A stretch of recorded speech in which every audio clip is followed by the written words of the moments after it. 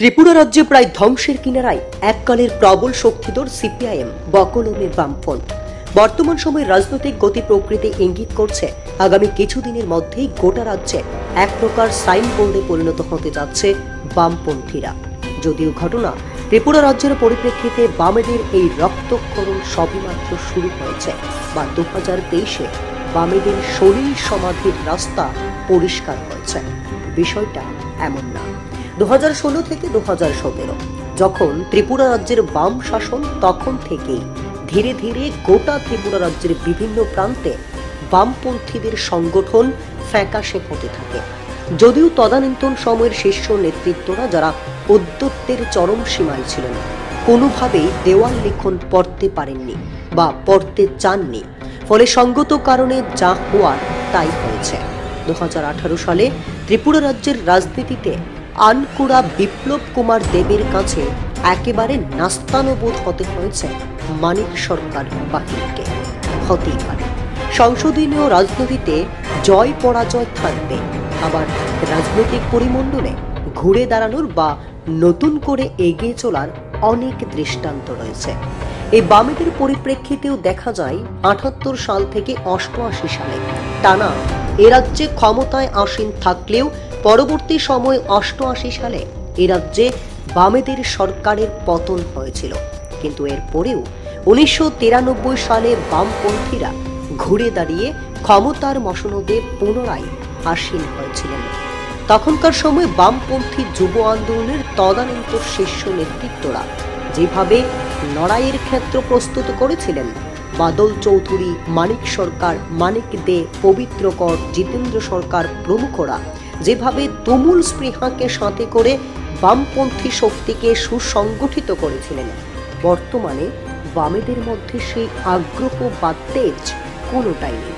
2018 এরপর 2023 রাজ্য বিধানসভা নির্বাচনেও দেখা গেছে সিপিআইএম দল নির্বাচনে লড়াই করেছে, তবে ঘুরে দাঁড়ানোর জন্য বামপন্থীদের বডি ল্যাঙ্গুয়েজ যথেষ্ট কম ছিল দাবি অনেকের।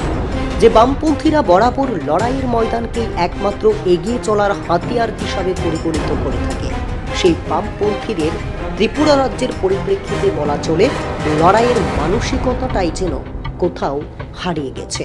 এর পেছনে অনেক দলীয় কারণ, সাংগঠনিক দুর্বলতা থাকতে পারে, থাকাটাও অস্বাভাবিক কিছু নয়। তবে বাইরে থেকে যেটা মনে হচ্ছে, দীর্ঘদিন ধরে বামপন্থী আন্দোলনের পরিপ্রেক্ষিতে ত্রিপুরা রাজ্যে নতুন প্রজন্ম বা যুবকদের উত্থান পরিলক্ষিত হয়নি। অমল চক্রবর্তী, নবারুণ দেবের মতো হাতে গোনা কয়েকজনকে বাদ দিলে মানিক সরকার, বাদল চৌধুরীদের যুগে তেমনভাবে নতুন যুগের প্রতিনিধিদের আর উঠিয়ে আনা হয়নি।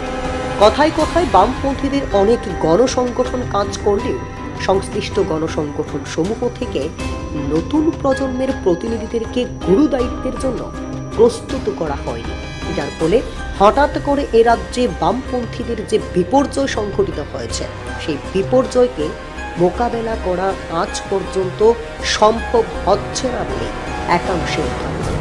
2018 এরপর 2023 সালে বামেদের ফলাফল আরও খারাপ হয়েছে। বর্তমানে বামেদের অবস্থা এতটাই খারাপ হয়েছে যে ত্রিপুরা রাজ্যে বিধানসভার নিরিখে বিরোধী দলের তকমাও হারাতে হয়েছে জিতেন্দ্র চৌধুরীর ব্রিগেডকে।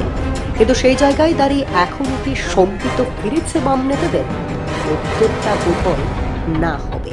কারণ হচ্ছে, দিকে দিকে যখন রাজনীতির মধ্যেও আধুনিকতার ছোঁয়া লেগে চলেছে, বিভিন্ন রাজনৈতিক দলগুলো যে জায়গায় দাঁড়িয়ে নতুন প্রজন্মকে সামনে রেখে এগিয়ে চলতে বিশ্বাস করছে, সেই জায়গায় দাঁড়িয়ে অনেকটাই পেছনের সারিতে বাম নেতারা হাঁটতে পছন্দ করছেন। আমরা যদি একটু বামপন্থীদের দৃষ্টিকোণ থেকে পশ্চিমবঙ্গের দৃষ্টান্ত নিয়ে আলোচনা করি, তো আমরা কি দেখছি? এই সময়ের মধ্যে পশ্চিমবঙ্গে মীনাক্ষী, ময়ূখ, শতরূপের মতো তরুণ নেতাদের সামনে রেখে বামপন্থীরা ক্রমান্বয়ে ঘুরে দাঁড়ানোর চেষ্টা করছে। কিন্তু ত্রিপুরা রাজ্যে আজও বামপন্থী আন্দোলনের ভরসা বয়সের ভারে নুজ, পবিত্র কর, মানিক দে, রঞ্জিত দেববর্মা, মানিক সরকার, ভানুলাল সাহার মতো নেতারা। উপরে উল্লেখিত বাম নেতারা ছাড়াও এরকম অনেক নেতারা ত্রিপুরা রাজ্যে রয়েছেন যাদের অবদান এ রাজ্যের বামপন্থী রাজনীতিকে উর্বর করার ক্ষেত্রে নিশ্চিতভাবে ব্যাপক।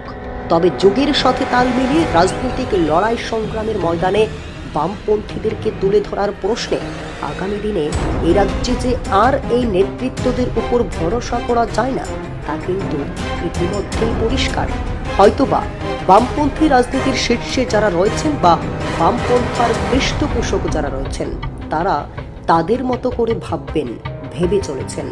তবে গোটা ত্রিপুরা রাজ্যে ক্রমান্বয়ে লাল ব্রিগেড বিলুপ্ত যে হচ্ছে তা অস্বীকার করার কিছুই নেই। এখন এটাই দেখার, এটাই অপেক্ষা আগামী দিনে রাজ্যে সিপিআইএম বা বামপন্থীরা কি কৌশলে এগিয়ে চলে। Video report, planet Tripura news.